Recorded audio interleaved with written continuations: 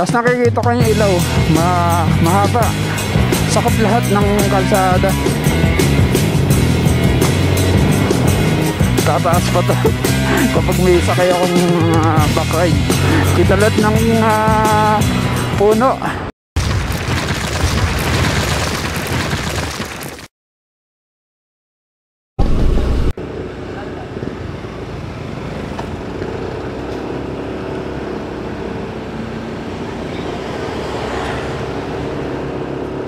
Yo, what's up? Hindi nga pala sisigaw. Yo, what's up mga pengo? Subukan ko hindi sumigaw sa ride ko. Kasi nga, hindi maintindihan. Nagiging lasing-lasing tayo. Tunog lasing. Yo, what's up mga pengo? For today's video ay night ride.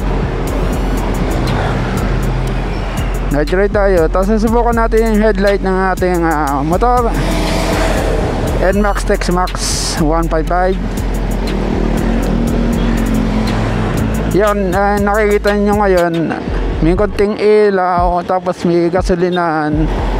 Kaliwat kanan yan may Shell saka Petron. Tapos LBC yata itong truck na sinusundan natin. Punta tayong Pinogay. Ito may mga ilaw-ilaw ng konti. Yan, pansin nyo. Tapos nakikita ko yung ilaw, mahaba, sakop lahat ng kalsada. Yan, may mga sasakyan, may kasalubong. Yan, ang senaryo kapag may ilaw sa poste. Yan. Pero kita ko pa rin yung headlight ko, no. Malakas ang tutok kasi ang headlight ng NMAX TEXMAX ay projector, dalawa. Low beam saka high beam. Ang gamit nating camera ay DJI Osmo Action 5 Pro na ang setting natin ngayon ay Super Night mode, maliwanag sa gabi. Kung makikita nyo, napakaliwanag nan mga peng, no? Nakabunchi lang tayo mga peng, no? Para sip na sip tayo. Ganyan lang tayo magmaneho. Pinapuan na natin yung iba.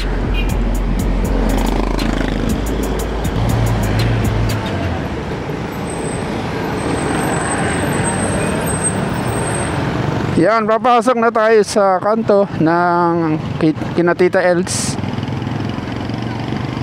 Dito tayo dadaan sa Pantay. Habitat Pinogay Barras Rizal tayo pupunta.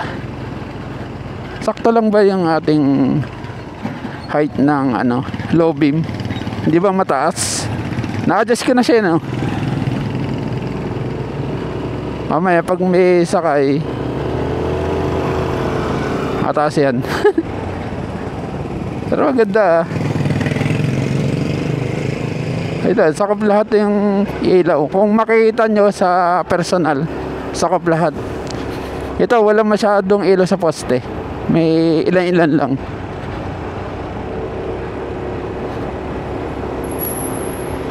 Kaya ito, ang dilim nito.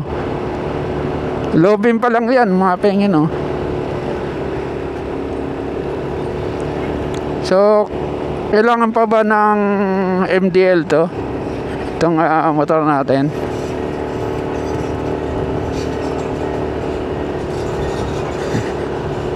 Mga ganitong kalsada, nakatimod lang tayo.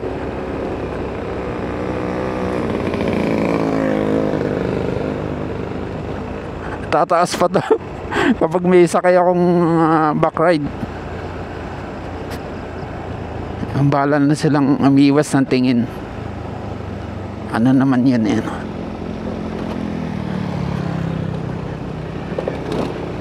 Pero para sa akin, maliwanag na, eh, no?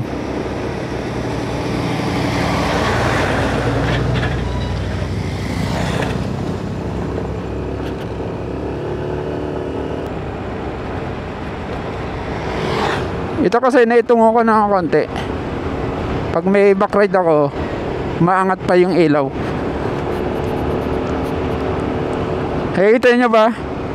Sa kabilang kalsada, sakop yung ilaw, eh. Hanggang dito sa kanan, sakop lahat, eh, no? Kalad na kalading buga ng ilaw. Pag low beam. Pag high beam, may makita natin high beam.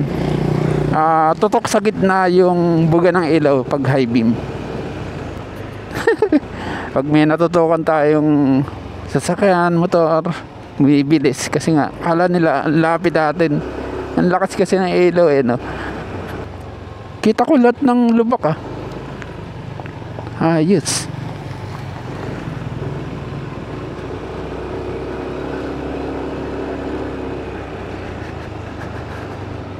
Yung adjustment ng low beam nito, low beam or high beam, pares lang yata yan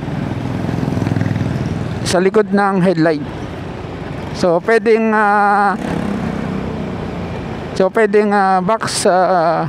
box range na 8mm o kaya open range o kaya Phillips screw. Yan. Mas maganda kung naka box range yung inyong pampihit.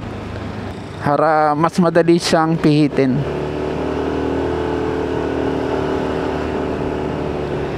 Box range or socket pala, socket na range. Yung bilog 8mm. Yun ang pampihit ko. Alright, so may mga ilaw-ilaw dito kasi nga may mga bahayan. Yan Alphamart. Doon, pag lampasan natin ng Pantay Elementary School, meron dyan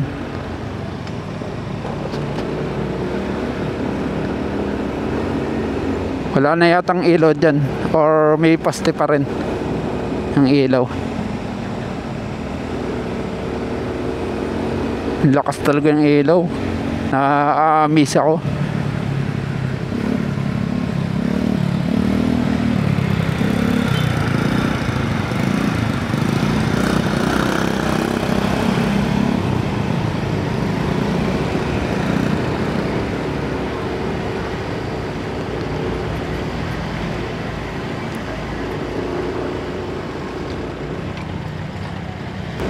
Mileage ng motor natin ay 1,098 km.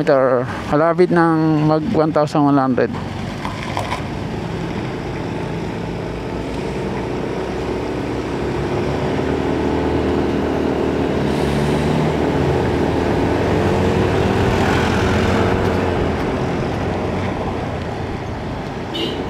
Mamaps pala ako. Hindi ko na nasubukan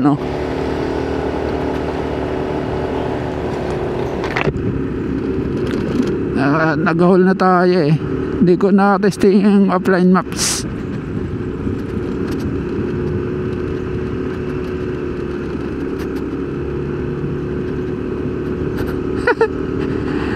Miss ako lakas ang ilaw.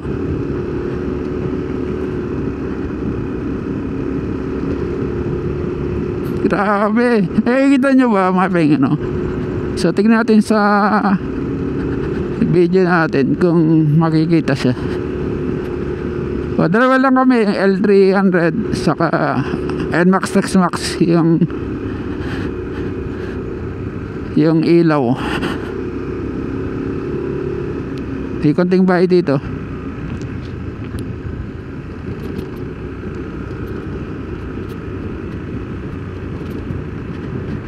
Pero given na maliwanag sa gabi itong aking gamit na camera,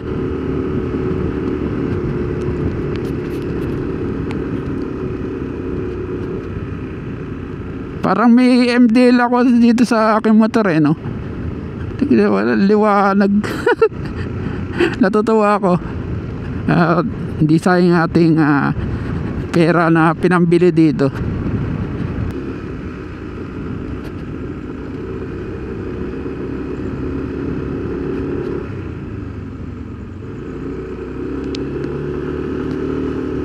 Kitang-kita yung pusa. Malawak. Malawak ba men? Ito, bulog din ako. Pero parang di naman nakakasilaw siya, no? Kasi wala pa nag high beam sa akin, no? Tapos ito yung wait lang, may ilaw kasi, no? Malakas. Ang lakas ng ilaw. Mag-high beam ako mamaya sa madilim na lugar. Madilim na lugar dito, no? Ito may fabricate dito ng piggery. Dito, no? Yeah. Pero amazing kasi sa kablat ng kalsada, no? Naka-amaze siya.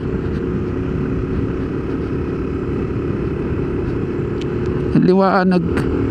So maaaring sa ulan hindi masyadong kita to sa mga naglo-long ride, pero sa mga city lang pwede na to, no? Ating motor. Ito wala masyadong ilaw, so mag high beam tayo. Yan, no? Ayun ang high beam, kita yung mga puno. Yan, no? Low beam, high beam, yo, kita lahat. Liwanag, parang may MDL ako. Thank you. Ginagawa dito mga ping, ano. Uy, salamat. Yeah, may ilaw yun. Right, kita lahat, oh. Malupit. Yeah, yun ang high beam. Yun, oh. Yun ang high beam. Kita nyo ba yung high beam? Hanggang kita lahat. Kita lahat ng puno, kalsada. Ayun, oh, may nakaharang. Ayan, yan ang high beam. Tara guys, para akong naka MDL. Oh, kwadrado yung high beam.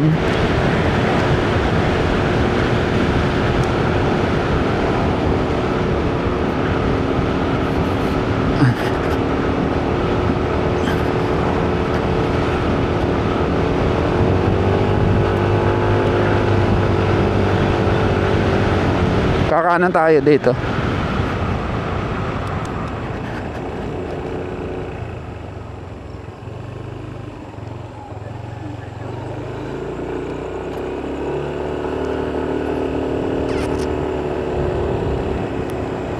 So yun lang mga peng, no?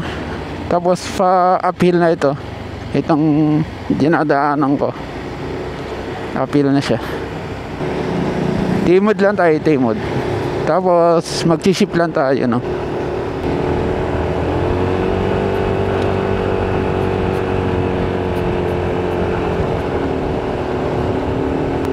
Amazing. Talagang parang may MDL ako dito.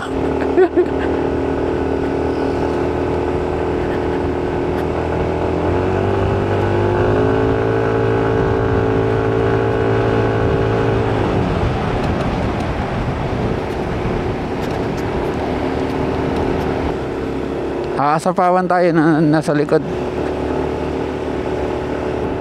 Sapaw yung headlight natin,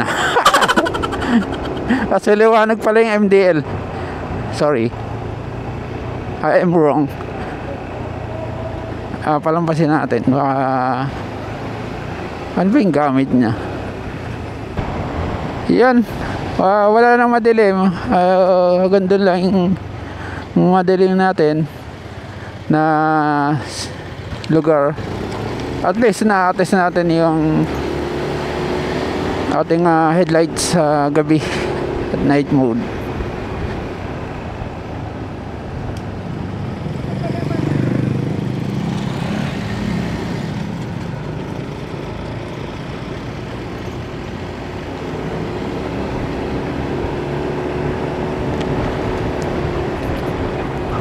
Yan, maliwanag na naman.